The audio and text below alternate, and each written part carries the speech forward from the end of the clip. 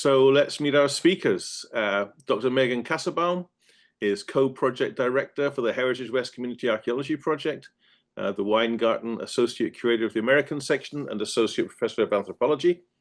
And Dr. Sarah Linn is the other co-project director for the Heritage West Community Archaeology Project and Assistant Director of the Academic Engagement Department. I'm going to give you their sort of official bios in a moment, which they sent me. But before I do that, I want to embarrass them by saying that these guys are two of the most engaged and active members of the museum community you could ever wish to have. They do an incredible range of things, both in their routine jobs and outside of it. And somehow they still have energy, creativity, and vision left over to invent and perform the Heritage West project. So I just want to thank you both for being here. In your copious spare time, I'm glad you made room for us. So now the official stuff. Meg is Associate Professor of Anthropology here, and much of her career has focused on pre-contact Native American archaeology of the eastern United States, with specific attention to issues of monument construction, communal ritual, foodways, and ceramic technology. In both Mississippi and Illinois, where she has recently conducted fieldwork, she's remained committed to making the archaeology of these topics more accessible to the public. Here at the Penn Museum, she has curated multiple galleries and served as a consultant for displays of Native American material culture elsewhere. And recently, she began their Heritage West project with Sarah Linn, Doug Smith, and a variety of collaborators from the West Philly community. Out of this project grew a new set of research interests in urban archaeology, African American archaeology, and the history of Philadelphia. And Sarah Linn is the Assistant Director of Academic Engagement at the Penn Museum, where she manages several professional development and research programs for Penn students. Her graduate student research focused on the Bronze Age Aegean, specifically how groups created and maintained a sense of identity through shared burial practices and personal adornment. She has curated 2 exhibitions at the Penn Museum with the goal of making the collections and research of the museum relevant and relatable to the public. And her work with the Heritage West project has solidified her interest in the history of Philadelphia and in community-driven archaeological practice. So it's great to have you both here. And now Doctors Megan Kassabaum and Sarah Linn will talk about excavating West Philadelphia's Black Bottom. Take it away. Wonderful. Thanks, Steve. I'm going to share my screen here. Steve, pop back on and let me know if that doesn't look okay. Otherwise, I'm just going to assume that it does. Okay, wonderful. Well, thank you for that introduction. Sarah and I are actually going to split the time tonight. So you'll see me pop on screen, her pop on screen a few times. So excuse our shuffle on and off. So we're really excited to tell you a bit about this project tonight. You know, when most people think of archaeology in general and of the Penn Museum specifically, they tend to picture excavations in all sorts of faraway places, focusing on deep time. So places probably like many of you have seen in the Archaeology in Action series, like Abydos in Egypt, Gordian in Turkey, or Tikal in Guatemala. This is true for Sarah and I as well, though Sarah's career has focused on Bronze Age sites in Greece and mine on pre-contact Native sites in Mississippi. Together with our colleague, Doug Smith, we recognized a need for the museum to engage with more local audiences and for citizens of Philadelphia to better understand how archaeology can add to histories right here in our own city. So with this goal in mind, in 2019, we, along with a few other colleagues who have since left the Penn Museum, Doug included, started a discussion with community partners about the interest, feasibility, and potential directions of a local archaeology project. 4 years later, in August 2023, we laid out our first units in the gravel parking lot of the Community Education Center at 35th and Lancaster, just north of Penn and Drexel's campuses. There, a team of student and community archaeologists spent the fall excavating the remains of everyday life in a neighborhood of West Philly known as the Black Bottom that was destroyed in the 1960s under the guise of urban renewal to make way for what is now referred to as University City. Our approach was slow, a purposeful attempt to proceed cautiously and build relationships prior to even considering the specifics of an excavation. This deliberate process of talking and listening with community partners was particularly necessary given the histories of dispossession and distrust between Penn and Black communities in West Philly.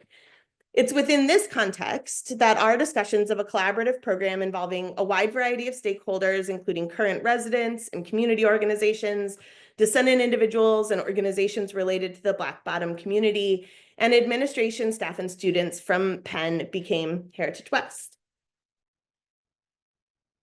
The first Black community in West Philadelphia, the Black Bottom, existed as early as the 1840s, when West Philly was mostly a collection of estates, farms, taverns, and stockyards along Lancaster Pike, which connected Philadelphia to the rest of Pennsylvania. The boundaries of the Black Bottom were not fixed, and different people have widely varying definitions, but the rough area stretched from 33rd Street to 40th Street, with the northern boundary of Lancaster Avenue and the southern edge somewhere between Market and Locust.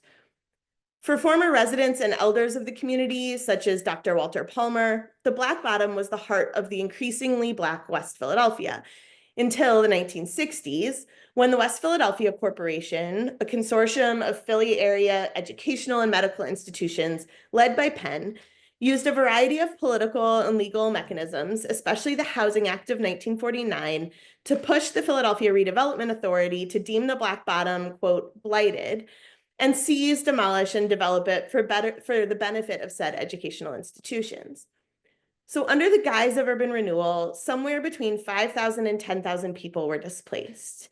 In this photo, you see Penn buildings in the background and a stark white landscape in the foreground. The white is a layer of gravel that was spread atop the remains of the houses, sidewalks, and even some of the streets in the Black Bottom. Given the complexity of this history, we knew Heritage West had to be different than most other academic archaeological projects, especially in its commitment to a community archaeology approach. Community archaeology involves giving up control of a project to the local community and collaborating in all phases of research. For us, this meant that we were listening to community members before we even had our research questions developed or excavation location chosen. It also meant involving community members actively in the excavation and ongoing analysis of the collected materials. Community archaeology also involves focusing on issues and topics of relevance to community members. In this case, we recognize that racial and social justice in Philly today is tied to histories of gentrification and systemic racism that archaeology could actually work to explore. In particular, we recognize the possibility that historical archaeology of local areas can offer stories of survival that have been forgotten, ignored, or actively erased, including the everyday lived experiences of Black Bottom residents. Our stakeholders in this project include individual community members, a wide variety of community organizations, and the student, staff, and sometimes administration of Penn. During the development of the project, we worked primarily with 3 organizations with deep roots in West Philadelphia. Hopeful has provided community services such as housing aid and shelters in the neighborhoods around Lancaster Avenue since the 1970s. And they were our initial point of contact.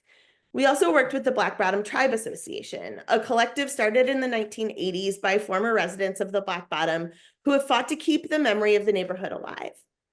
And then the Community Education Center, a longtime arts and cultural center in West Philly that eventually became the location for our excavations.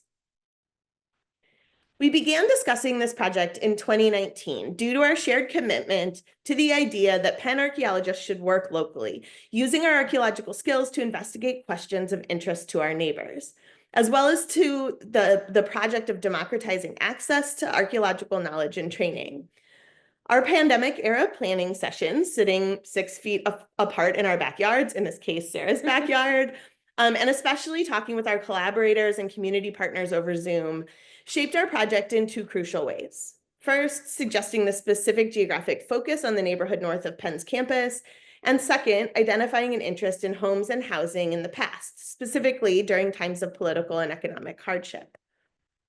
Initially, we had the lofty goal of having a community-chosen excavation location. We quickly realized, however, that the challenges of explaining what archaeology could and couldn't do was a major impediment. Many of the community members that we spoke with had no real concept of archaeology or the types of questions that we could investigate.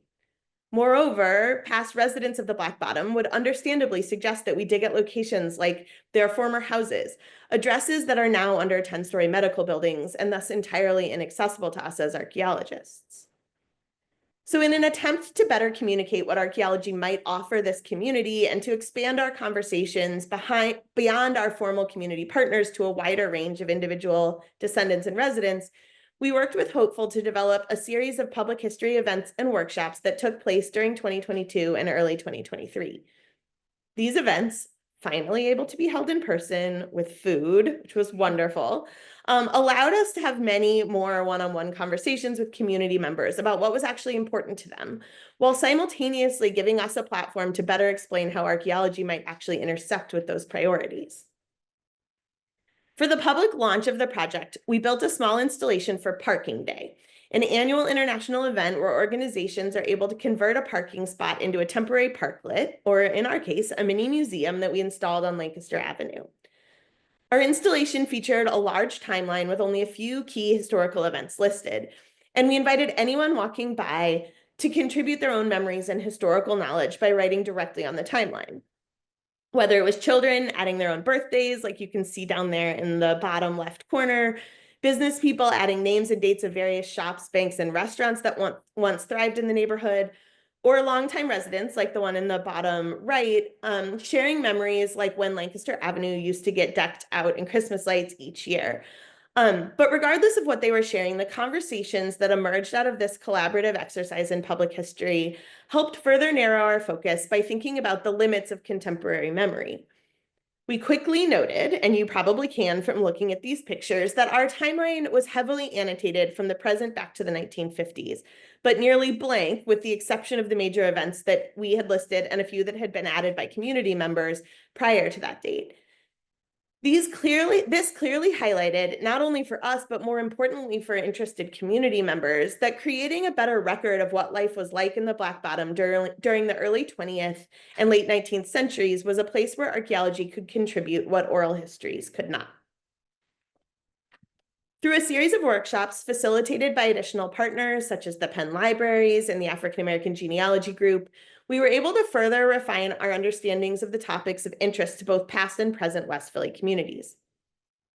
Through conversations about family genealogy and archiving family histories, we heard a strong desire to use this project to demonstrate the vibrancy of the Black Bottom neighborhood prior to its destruction. The memories people shared highlighted how tight-knit the community was, and oral histories clearly documented strong social networks that defined the neighborhood. Seeing and listening to people talk about their own family heirlooms made it clear that people were interested in learning more about what daily life was like for Black Bottom residents, as well as how that changed through time. Details often not recorded in written or oral histories, and topics that archaeology is particularly well suited to exploring. So building on our knowledge of the community's interest in these themes, we were now able to finally consider possible excavation sites, conduct the necessary background research on those sites, and then eventually choose one to investigate during our first field season. The Community Education Center, which I'll call the CEC for the rest of this presentation, which is where we'd held most of our workshops, turned out to be the answer. Prior to the demolition of the Black Bottom, the space that is now the parking lot behind the CEC building was home to at least 7 residences, including some of the original West Philadelphia homes built in the 1840s. Archival and census records have helped us to understand the patterns of homeownership on this block since the 19th century. The question of who actually lived here at any given moment, however, is difficult to answer, as it appears by the first decade of the 20th century that these structures were mostly occupied by temporary residents, often Black Southerners recently moved to Philadelphia as part of the Great Migration. The CEC building itself was constructed in 1851 and was a Friends meeting house and eventually a Quaker school until the 1940s.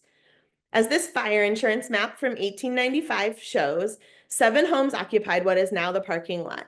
2 wooden twins, shown in yellow, facing the now defunct 35th Street, and 3 brick row homes shown in pink along Warren Street. As important as the historic maps are to understanding why the CEC provided an ideal location site, this aerial photo is also super important.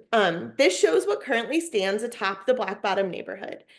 In this image, you can see part of Drexel's campus, many high-rise academic and medical system buildings, and numerous large paved parking lots.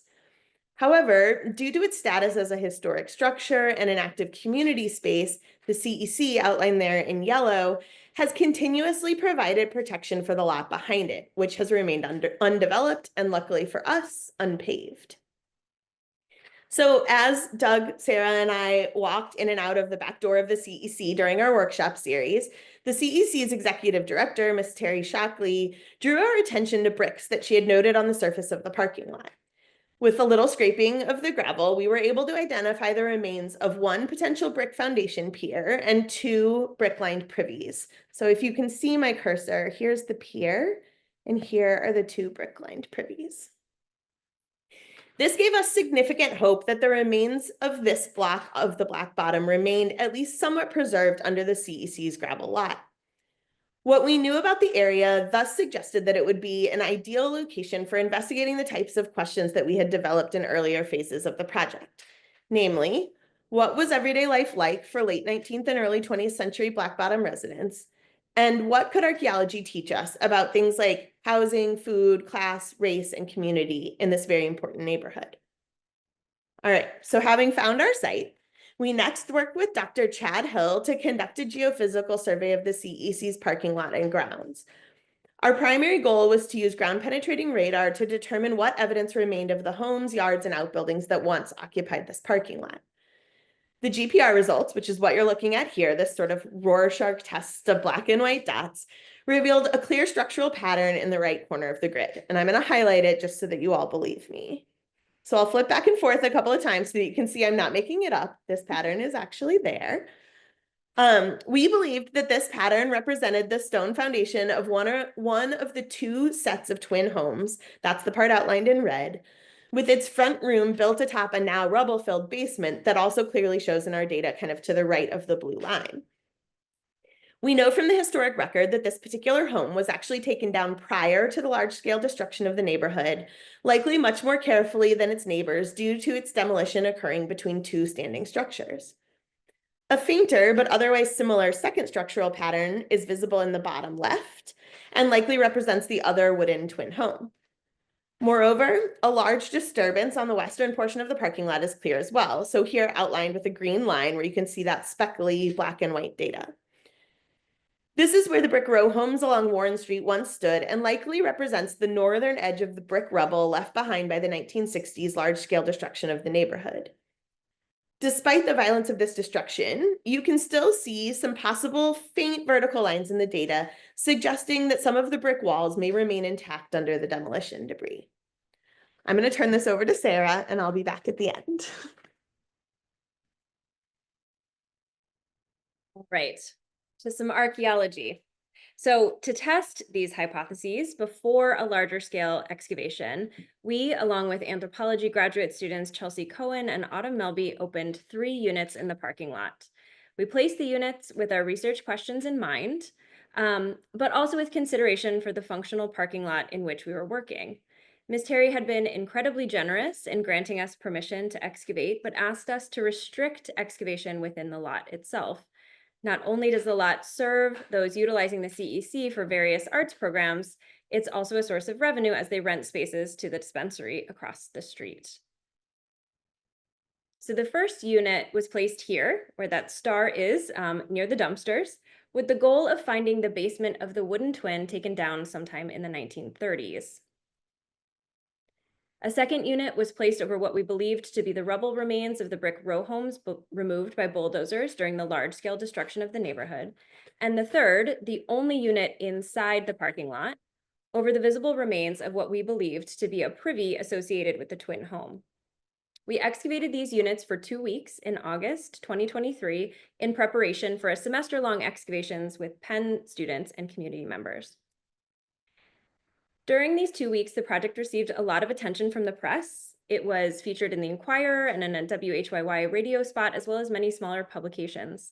This coverage led to many community members learning about the project and letting us know they were interested in joining the excavations, far more than we had reached with our social media presence, workshops, and parking day pop-up.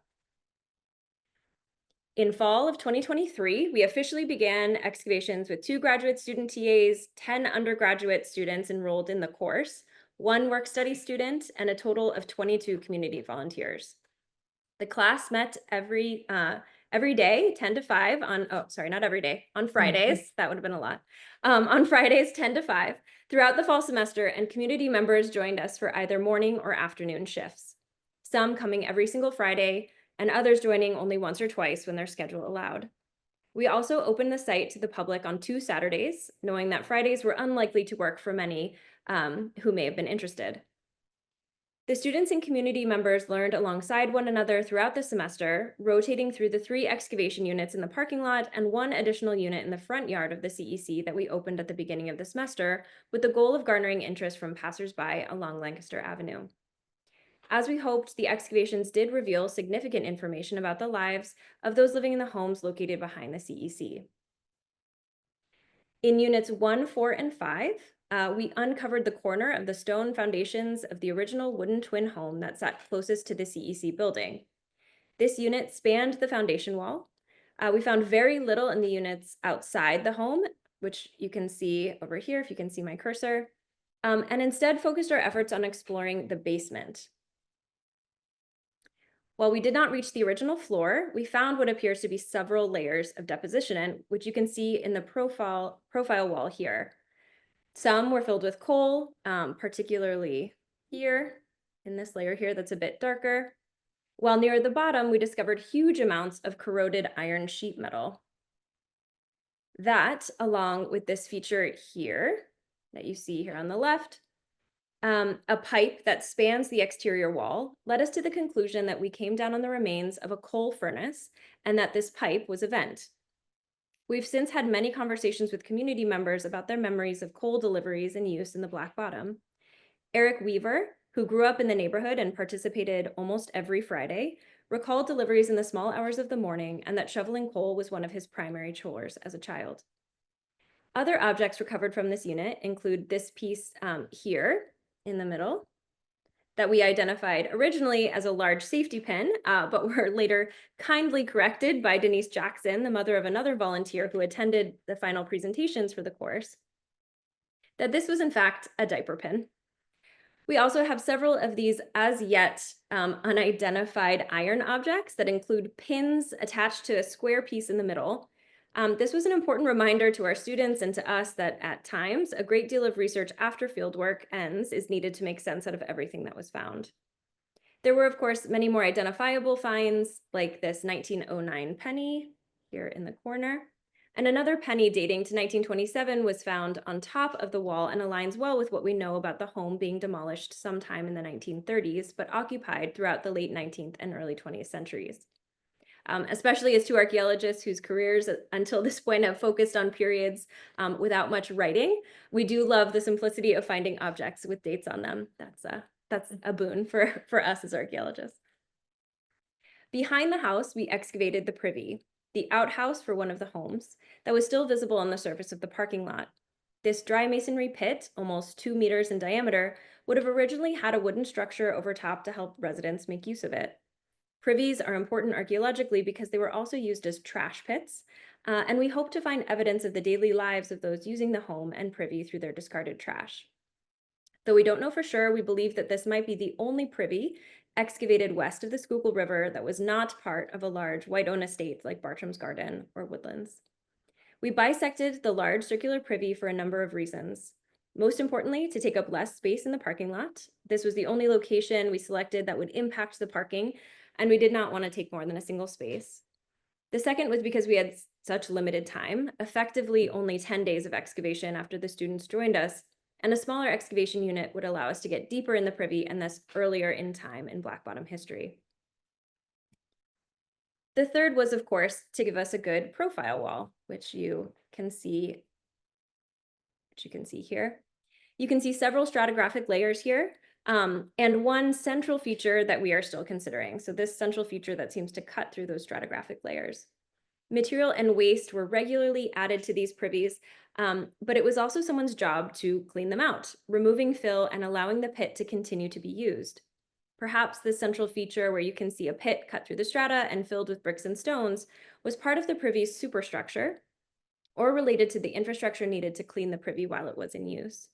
Additionally, the visible slopes in the layers, so you can see sort of the soil layers here that have a slope, suggest that more fill was removed from the center of the privy, a pattern that has been identified in other privy contexts from this time period. Again, we unfortunately did not reach the bottom of the privy, but we do have several recognizable layers that relate to distinct periods in the history of the neighborhood block. Toward the very top, this darker region up here was filled with coal and artifacts that we believe were the final deposition into the privy. Among the artifacts were these slate pencils right here, likely used by children learning to write in the Quaker school building that is now the CEC. This lice comb, another object that we associate with schools and kids in close proximity. We believe the privy went out of use when the twin home was taken down sometime in the 1930s, and that the school likely made use of it as a place to deposit their own trash. Items from deeper levels in the privy include objects of personal adornment and buttons, fragments of ceramics, including this ornamental grape cluster right here. That was probably part of an elaborate picture. These engine-turned ceramic pieces that you see here and here with added hand-painted flowers. In addition to the ceramics, we also found more direct evidence of food waste in the form of oyster and clam shells, large cow bones with distinct saw marks from butchering. During the students' end of semester presentation, the food remains incited some of our best dialogues, with community members sharing memories of New Year's Eve meals and family recipes and arguments actually over where the best seafood vendors were located. In the lowest layer we reached, one of our community volunteers discovered our only intact glass object, as you can see in situ in the photo of the privy here in the center. This thick glass bottle, being proudly displayed by Adrienne Whaley right after she found it, is labeled Weissbier, Johnston & Co., and likely dates the 1870s or 1880s.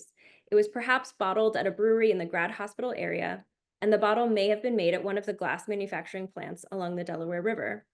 It held a popular tart beer that was often flavored with fruit syrup. In the unit closest to Warren Street, we discovered, as anticipated, a large number of bricks and rubble debris from the demolition of the 3 brick row homes and the large-scale destruction of the surrounding neighborhood. Unlike the intact foundations of the wooden twin home, the lack of clear orientation of the bricks indicates the violence of this destruction event, very likely using a bulldozer. Also visible here is the white gravel, right here, which was used to cover the raised neighborhood that we saw earlier in this presentation. Among the brick rubble, we found a large curbstone, suggesting that streets, along with homes, were part of the demolition. But we also found evidence of the care and personal touches with which people adorned their homes. Here, on the left, you see Darnell, whose grandmother lived in the Black Bottom, holding one of several pieces of painted plaster discovered in this unit, indicating the range of colors that people had painted their interior walls. This unit also revealed some objects that had been left behind when people vacated their homes, including the handle of a silver-plated salad fork and our tiniest object, a straight pin that could have fallen between floorboards and been forgotten. From oral histories and census records, we know that several seamstresses lived in the neighborhood, but it's also likely that most people were mending their own clothes. The final unit was located in the front yard of the CEC, and as I previously mentioned, was intended mostly as a point of interaction with those walking along Lancaster Avenue, though it also had the potential to illustrate some aspects of the use of the front yard, first by the Quaker meeting and later the school. What we found, however, was unexpected and challenging to interpret. Here you see a deep layer of crushed red brick situated alongside a zone of yellowy soil. So here's the crushed red brick here, and this yellowy soil that sort of extends as you get closer to the CEC building. Our hypothesis right now is that the crushed brick was added early on, perhaps before the original Quaker meeting was constructed in the 1850s, as part of a large-scale project to raise the level of the site. The foundations of the expanded building in 1901 then cut into that earlier leveling layer. The yellow soil would represent the fill of the foundation trench for that structure. But all of this would have to be confirmed with more extensive excavation. Although we did not find a large number of objects in this unit, we did find some ceramics that we hope will help us date these depositions as we continue our analysis. In addition to intensive excavation each Friday during the fall 2023 semester, we also hosted many visitors to the site, including members of the public wandering in and scheduled school trips. Here you see perhaps our busiest day on site, when 60 fourth graders from Germantown Friends visited as part of an archaeology lesson. Community and student archaeologists spoke with these groups, explaining the context, finds, and methods we were using and answering student questions. So here we attempt to quantify some of these interactions. With multiple school visits, we engage with students from fourth grade through college level. We also had many less formal conversations with visitors on site, trying to keep track of how many people just dropped by to ask questions, inquire what we were doing, or share their own memories of the neighborhood. We estimate we spoke with about 250 people. A total of 16 Penn students, 12 undergraduates, and 4 graduate students worked on the site, learning the important history of the Black Bottom, archaeological field methods, and community approaches to doing this type of research. Perhaps most importantly, we worked with 22 community volunteers during excavation, allowing them to gain hands-on archaeological training and providing us the opportunity to learn from their varied experiences in and around the Black Bottom. Although the class ended at the end of the fall semester with students giving public presentations of the research they had conducted on our recovered materials, we continued working with community and student volunteers during the spring semester. Every Tuesday and Friday, we welcomed between 3 and 9 volunteers in the North American Archaeology Lab to wash, sort, count, and weigh the 19,236 objects discovered at the CEC site. Over the course of the semester, 33 volunteers participated in this processing, providing continuing education on methods of archaeological research and also providing us the opportunity to continue learning from community members about the recovered materials. One of the great benefits of being located within a museum like the Penn Museum is the ability to closely collaborate with some wonderfully skilled colleagues. Michaela Paulson, a Penn Museum project conservator whom you see here on the left and center, joined our team in 2023 and has worked with us in the field and lab, advising on best practices for cleaning and storing the objects discovered at the CEC site. She has been an incredible resource for us and for students and volunteers who consistently sought her out to consult during excavation and artifact processing. Students and community members have also worked with specialists in the Center for the Analysis of Archaeological Materials, CAM. Lauren Davis, who graduated last year, took several samples of the bricks from the site and analyzed them in Dr. Marie-Claude Boileau's ceramic petrography course. Here on the right, you see a group of volunteers in the ceramics lab hearing from Lauren about her research. And Mia Ginsberg, a current Penn senior, worked with Dr. Kate Moore in her Archaeology of Animals course to identify and interpret the animal bones from the site, with the goal of better understanding foodways in the Black Bottom.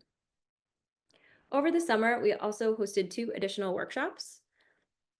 One focused on conducting flotation of the soil samples collected, with the goal of building on Mia's work by recovering tiny plant remains that may offer a more complete picture of foodways in the Black Bottom.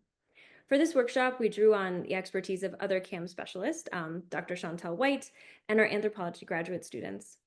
The other workshop, drawing on Lauren's work, was focused on recording and analyzing some of the many, many bricks discovered from the site, allowing us to identify if they were hand or machine made, or look for signs about how they were used within the neighborhood's homes, sidewalks, and yards.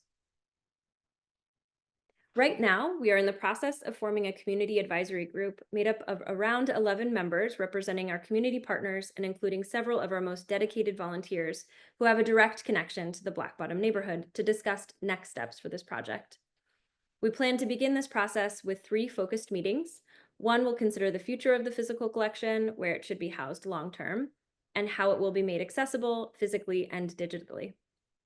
We will look at examples of community-centered physical and digital curation facilities with the board to help them understand those possibilities. The second meeting will consider the potential for an exhibition of the material and, if that is desired, where that exhibition might be. Should it be located in the community, maybe at the CEC? Should the Penn Museum make space for this narrative in their galleries? Or perhaps some combination of these is most appropriate. Building on prior collaboration with artists creating public projects in West Philly, which you can see in the top left of this slide, We will also consider some of the material, such as the brick fragments, which have limited utility to us as archaeologists after they have been analyzed, could be made available to an artist to use in creating a memorial of the neighborhood. The third meeting will focus on possibilities of future excavations. Is another excavation of interest, and if so, where? As we undertake all of this, we are also continuing to collect oral histories. Though many other oral history projects have been conducted with former Black Bottom residents, we have found that we were able to elicit different sorts of conversations using the recovered archaeological materials as a starting place and inspiration for discussion. I'm going to turn it back over to Meg. Hello again. So doing archaeology locally has a huge number of benefits for democratizing access to archaeological training, both for students and local communities. For students, during the semester field school allows their training to be covered by financial aid and does not require that they be able to travel, often abroad over the summer, to access what is essentially the prerequisite for all additional archaeological work. For local communities, gaining even the most basic levels of archaeological experience is often a complete impossibility, with the field generally being limited to classrooms of higher educational institutions. So by training community members alongside students, we not only open young people's eyes to the possibility of this type of career, but more broadly draw local people's attention to how much history is buried under the city's current buildings and streets. For our students, this was not a typical class. They spent much less time in discussions with their instructors and much more time in conversation with community members. The community archaeology aspect of the project thus meant that we built relationships between participants that spanned campus boundaries, connecting students to their neighbors and to the city in which they're living, as well as connecting the local community to Penn students, faculty, and staff. It also served an important function of educating the Penn community about the history of the area just around their campus and providing West Philly community members with the opportunity to directly share their perspectives on this history with Penn. Often these community members offered important and overlooked insights into the objects that we uncovered and shared stories about how they might relate to the people who lived in the thriving Black Bottom community.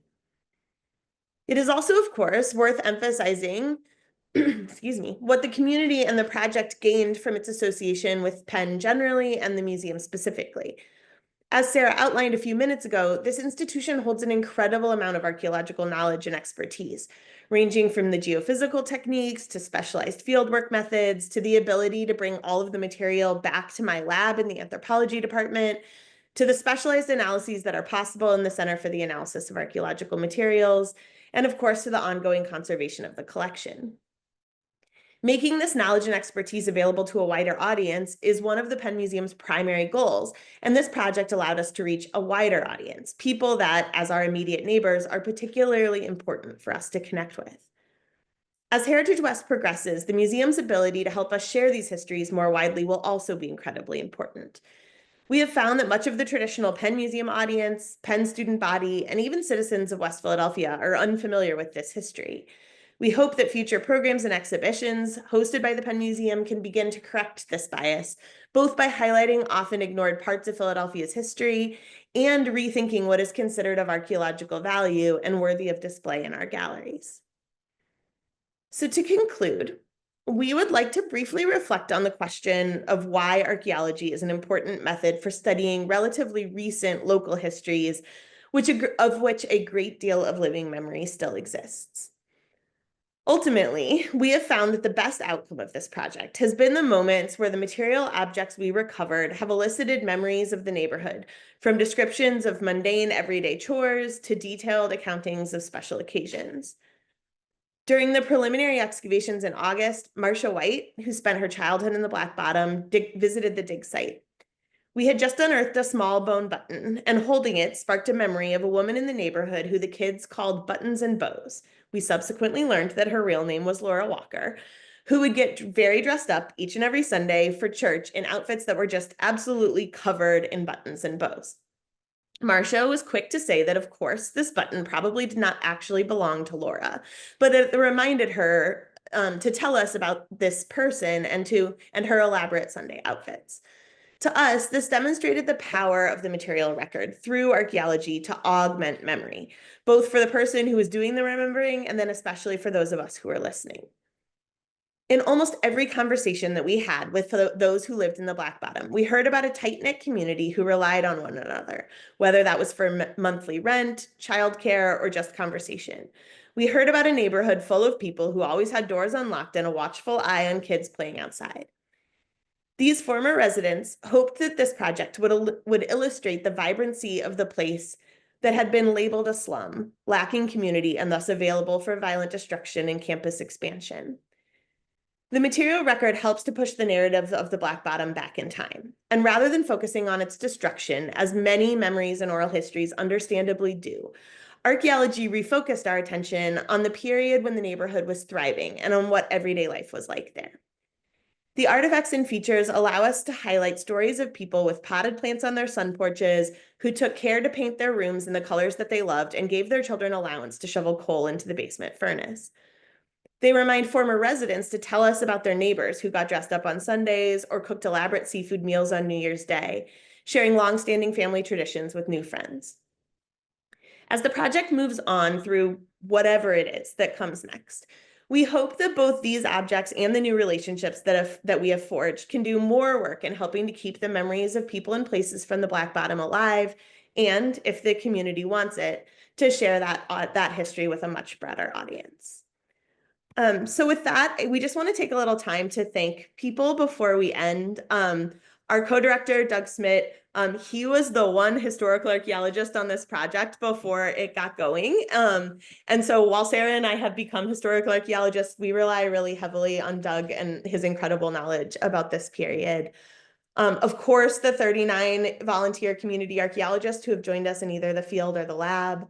Our grad students and undergrads who've worked closely with us throughout this project, Michaela, our conservator, the field school students, the grants that helped us fund this, and then all of the specialists who we've relied on, whether that's for geophysics like Chad, for community work like Latiana, for knowledge about the Black Bottom like Dr. Walter Palmer and Sid Bowling, for access to the site like Ms. Shockley, and for sort of generally supporting the project anytime we need him to talk about it, James Wright.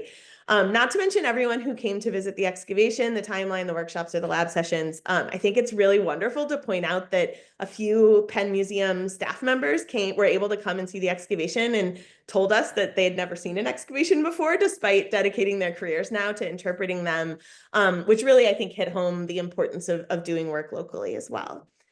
So I think that's it. With that, we can stop sharing.